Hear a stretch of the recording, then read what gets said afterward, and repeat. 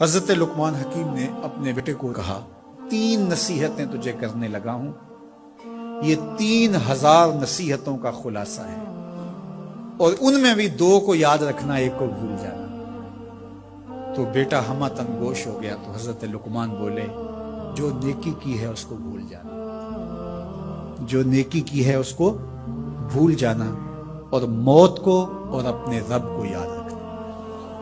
یہ میری ساری نصیحتوں کا خلاصہ ہے۔ جو نیکی کی ہے وہ بھول جانا، چاہے وہ کسی شخص کے ساتھ کی ہے، چاہے وہ نیکی عبادت کی صورت میں ہے، چاہے وہ ریاضت کی شکل میں ہے، خدمت انسانی ہے، کسی رشتہ دار کے ساتھ نیکی کی ہے، تو کہا بھول جانا جس طرح کی ہوئی نہیں ہے۔ حضرت معاذ بن جبل رضی اللہ تعالیٰ عنہ حضور کے روضہ انور کے سامنے بیٹھ کے رو رہے تھے۔ حضرت عمر گزرے تو پوچھا اے معاذ کیوں رو رہے ہو؟ کہا صاحب مزار کا ایک فرمان یاد آیا جس نے رلا دیا۔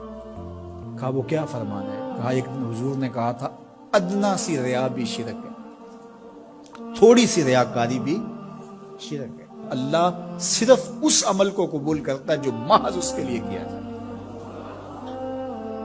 تو نیکی خالص اللہ کے لیے کریں گے تو قابل قبول ہے۔ اللہ تعالیٰ غیرت والا ہے، وہ کسی اور کو اپنے ساتھ شریک ہونا پسند نہیں کرتا۔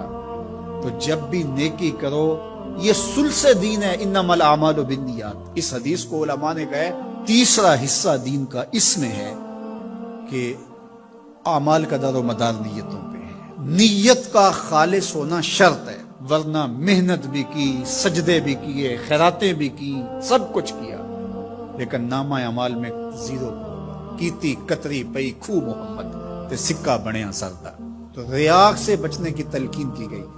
حضرت لقمان حکیم نے کہا جو نیکی کی ہے اس کو بھلا دینا، اللہ کو اور اپنی آخرت کو کبھی فراموش نہ کرنا۔ جب آخرت مستحضر رہتی ہے، ہر وقت بندہ خیال میں رہتا ہے کہ میں اللہ کے حضور پیش ہونا ہے، ایک میدان لگنا ہے، وہاں ترازو بڑھے گا، اعمال تولے جائیں گے، تو خود بخود اپنا محاسبہ کرتا رہتا ہے۔ یہاں وہ کچہری خرید سکتا ہے، عدالتیں خریدی جا سکتی ہیں، تھانے یہاں بک جاتے ہیں، یہاں منصف بک جاتے ہیں، لیکن وہاں اللہ کی پولیس نہیں بکے گی، وہاں کے تفتیشی نہیں بکیں گے، وہاں کے تھانے، وہاں کی کچہریاں نہیں بکیں گی، وہاں ترازو پورا وزن تولے گا۔ یوم تبلی السرائر فما لہ من قوت ولا ناصر۔ فرمایا جس دن راز کھول دیے جائیں گے، کوئی کسی کی مدد نہیں کر پائے گا، اور نہ کوئی طاقت سے اپنے عیب کھلنے سے روک سکے گا۔ تو جب مستحضر ہوگا کہ میں اللہ کے حضور پیش ہونا ہے، ایک کچہری لگنی ہے، ایک عدالت لگنی ہے۔ آج مکار آدمی، جھوٹا آدمی، خائن آدمی، بد کردار آدمی بچ کے نکل جاتا ہے، عدالتوں کو چکمے دے جاتے ہیں لوگ، عدالتیں خرید لیتے ہیں، دھمکا لیتے ہیں، سب کچھ ہو جاتا ہے اس دنیا میں۔ طاقتور کی کوئی بات نہیں کرتا، کمزور پھٹے چڑھا دیے جاتے ہیں، لیکن ایک عدالت ایسی لگنے والی ہے جہاں انصاف ہوگا، جہاں عدل ہوگا۔ تو اس لیے کہا کبھی اس کو فراموش نہیں کرنا، اور دوسرا اپنے رب سے کبھی بھی غافل نہیں ہونا۔ اپنے رب سے جو غافل ہو جاتا ہے وہ زندگی کے مقصد کو کھو بیٹھتا ہے، اور اسی کو رومی کہتے ہیں دنیا ہے یہ چیز دنیا از خدا غافل بدن۔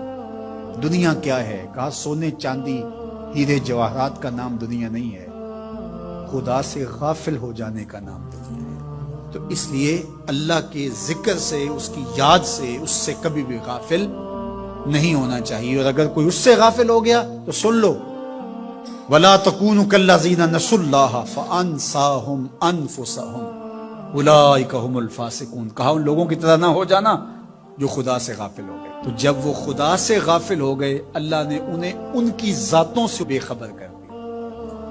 کسی نے کہا اقبال سے کہ تو نے خود ہی کا سبق کہاں سے لیا تھا؟ کہا قرآن کی اس آیت سے لیا تھا۔